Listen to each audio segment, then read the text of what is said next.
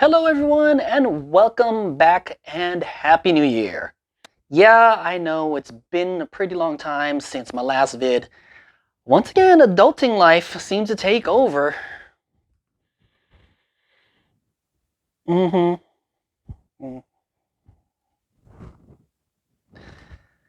But I do have some things in the works and hopefully I'll be getting it to you guys in a little bit. So, I've been asking, what is it you guys want to hear about? And I've gotten numerous responses. I'm sure many of you want to hear stories from DMC and NMS and local battles. And trust me, I'm getting into those slowly but surely. One of the questions I got was asking what my experiences were like as a mobile DJ back in the day and not just battling. The term back in the day for me is more of my high school era, which would be the 80s. It's funny to me how more and more people are referring to back in the day and even old school or even classic as the 90s. I just think it's hilarious. Back to the question, mobile DJing in the 90s. So what was it like for me during those times, during that era? Now, honestly, I don't know how mobile DJing was done or if it's done differently around the nation. But here in the Bay Area, mobile DJ crews was a way of bringing the party to you. These were mainly weddings, debuts, junior high school dances like the proms or the formals. Later on, college parties and events. We didn't do much in terms of house parties. I never liked them due to security always being a main issue.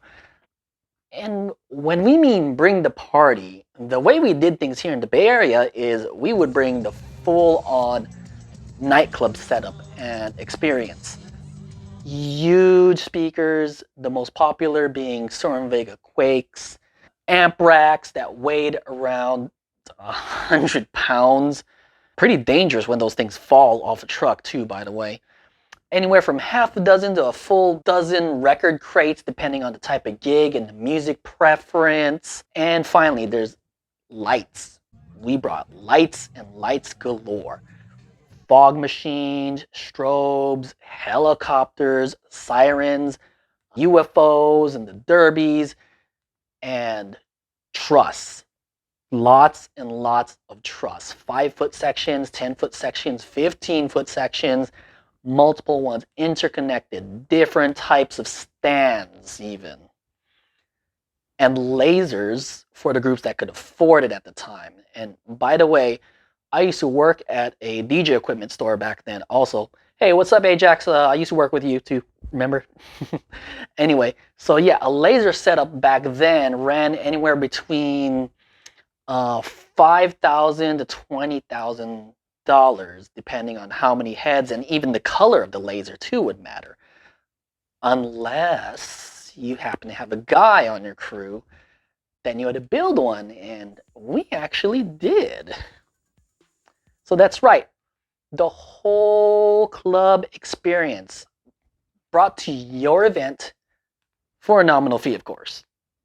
My main group, Sound in Motion, was basically active during the 90s. For the most part, my crew mainly DJ'd organized gatherings at venues like schools and restaurants, halls, or hotel ballrooms. According to some sources, there were over an estimated like 200 DJ crews in the Bay Area, each of them with a roster of anywhere between 4 to even 20 members. Now, the reason why we formed crews, to me, was simply a matter of money and equipment.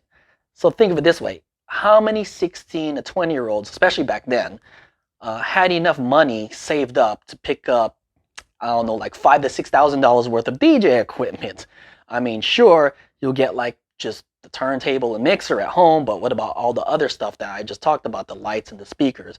When you form a crew, you combine whatever equipment and records and talent together. So, oh yeah, by the way, remember those crazy mobile nightclub setups, the speakers and the trussing and the lights? Think, how many people does it take to set that all up, right? And sometimes it would take a little over an hour just for 6 of us to set up our entire sound and light system. It really depended on how complicated it was, but you're looking at minimum an hour. My first DJ crew was coming out of high school. We call ourselves Sounds in Effect. All right, this is 1989. There was only 3 of us, me and 2 guys from high school. Those 2 guys are brothers. They had turntables. Actually, they had 1200s. All right, very hot commodity back then. And a Gemini mixer. They also had a couple of speakers, and they also had a truck to move things around. So figured, hey, you already have the makings of a possible crew.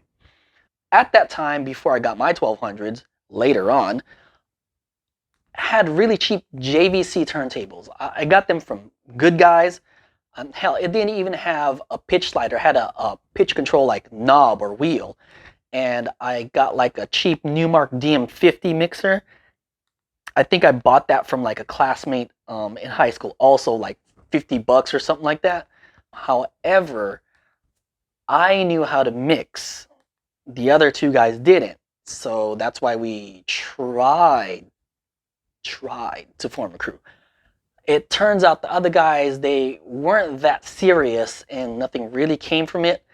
Not even a gig, just a mixtape or 2. Sound in Motion, I met those guys in college. Originally, there were the 3 of them. It's funny because I met one of them in one of my classes. As the quick story goes, I actually missed a quiz one day. The teacher had me take the quiz after handing back the other students' completed quizzes. So I turned to the guy sitting next to me, and I asked him if I could look at his answers. Well, we talked a lot more after that, and somehow we brought up the fact that he was a DJ, and it just went from there. Eventually, it grew to 6 of us, and we pulled all our equipment, money, and talent together. 3 of us were really strong DJs. We knew how to mix. We had the concept down a lot better. The other 3, yeah, they helped. One guy had a truck. There you go. Truck's important. Going back to DJing back then. DJing back then was a lot of physical work. I mean, a lot. There was heavy lifting involved. Not like today where you just have your laptop and controller, unless you're bringing 1200s. Speakers are much smaller. It's like a one-man setup deal. Back then, minimum 2, 3 people. More the merrier. Basically, we had to load up the equipment. Sometimes we didn't have to rent a truck. Drive to the venue, unload the truck, load the stuff into the venue, set everything up on time.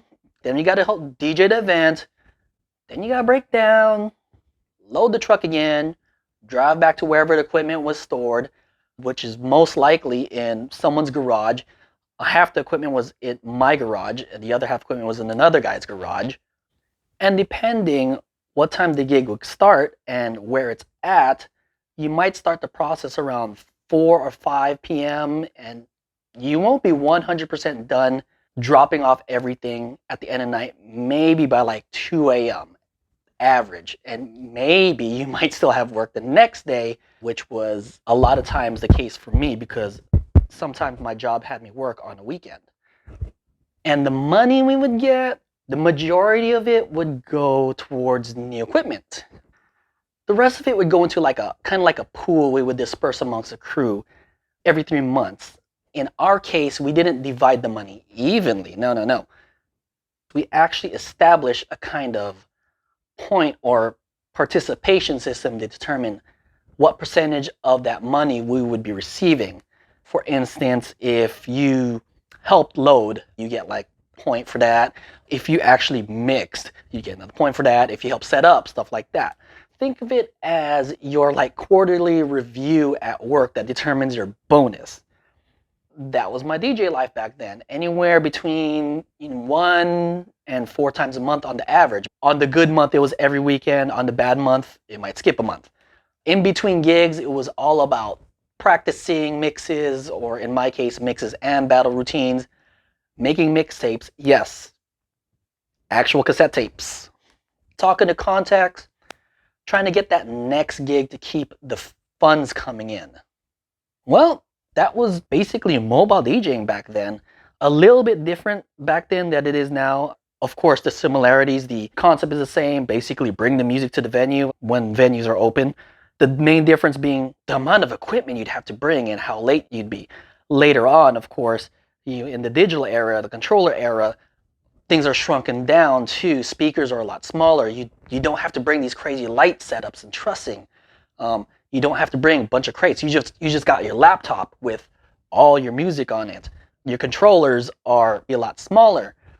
Not so much the 1200s anymore. We'd either have cases or they would call them coffins when you have the mixer and both turntables in at the same time. All right, well, I hope you'd enjoyed it. A little back in the day story. Have some other questions also. I'll be getting to those next time. Well, hope to see you guys again soon. Keep a lookout. I'm working on new material. I'm working on all those other stories and battles and stuff. Hopefully adulting doesn't get too much in the way. See you guys soon. Thanks.